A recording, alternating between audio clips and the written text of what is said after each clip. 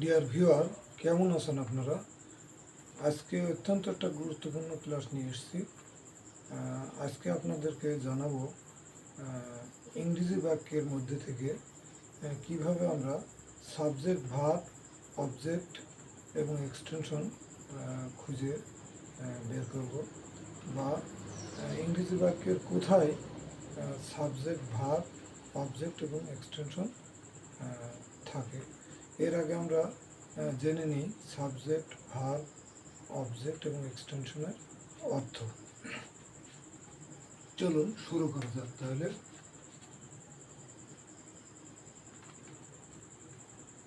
SUV subject, subject অর্থ কর্তা, subject অর্থ কর্তা।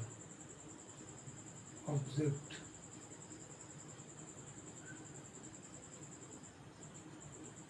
অবজেক্ট অর্থ কর্ম।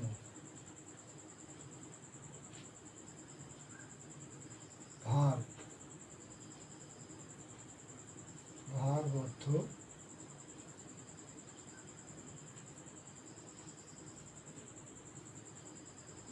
ক্রিয়া। এক্সটেনশন,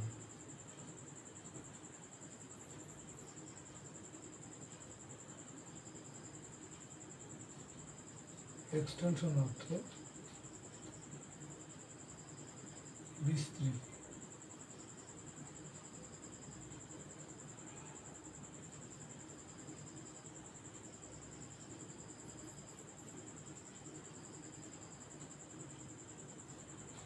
ডিয়ার ভিউয়ার, আমরা জেনে নিলাম সাবজেক্ট, অবজেক্ট, ভার্ব এবং এক্সটেনশনের অর্থ।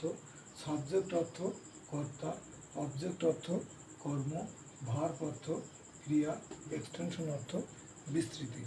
চলুন জেনে নেওয়া যাক এই শব্দগুলো বা এই ওয়ার্ডগুলো ইংরেজি বাক্যের কোথায় থাকে বা এদের অবস্থান কোথায়। আমরা একটা বাক্য লিখে তার মাধ্যমে আমরা বিষয়টা বোঝার চেষ্টা করব।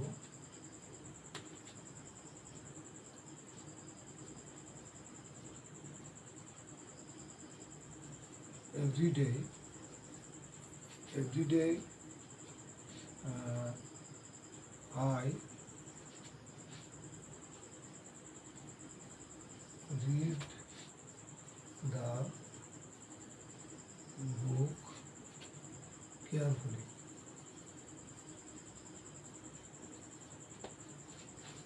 ডিয়ার ভিউয়ার, লক্ষ্য করুন, everyday I read the book carefully. প্রত্যেক দিন আমি বইটি মনোযোগ সহকারে পড়ি। আলোচ্য বাক্যে প্রথমেই আমাদের ভার্ব খুঁজে বের করতে হবে। আমরা জানি ভার্ব মানে ক্রিয়া, অর্থাৎ যে সমস্ত ওয়ার্ড দিয়ে কোনো কাজ করে বোঝায় তাদেরকে ভার্ব বলে। এই জন্যে ভার্বকে ইংরেজিতে ডুইং ওয়ার্ড বলা হয়।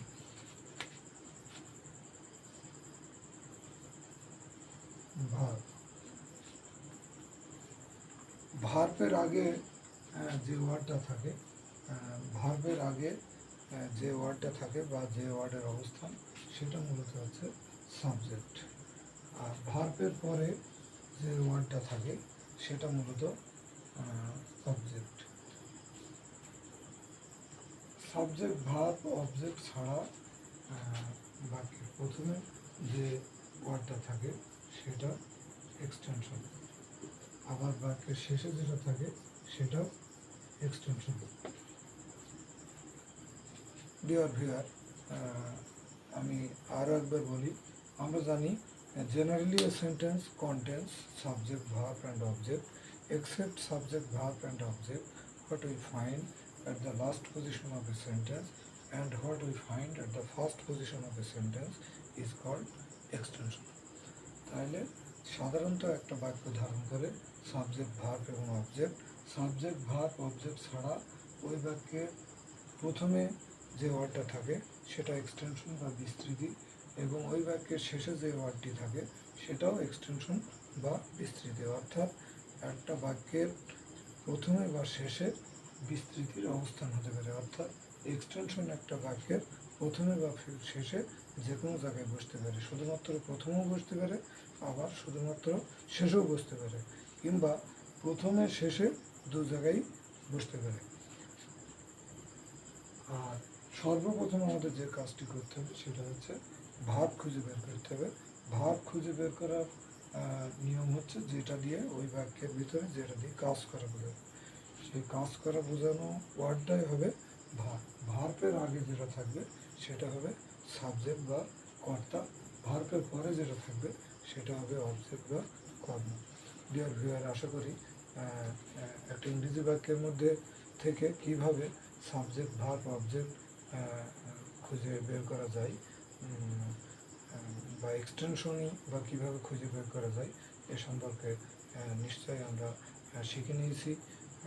আশা করি ক্লাসটা সবার ভালো লেগেছে। আজ এ পর্যন্তই, আবার দেখা হবে অন্য কোনো ক্লাসে। আল্লাহ হাফেজ।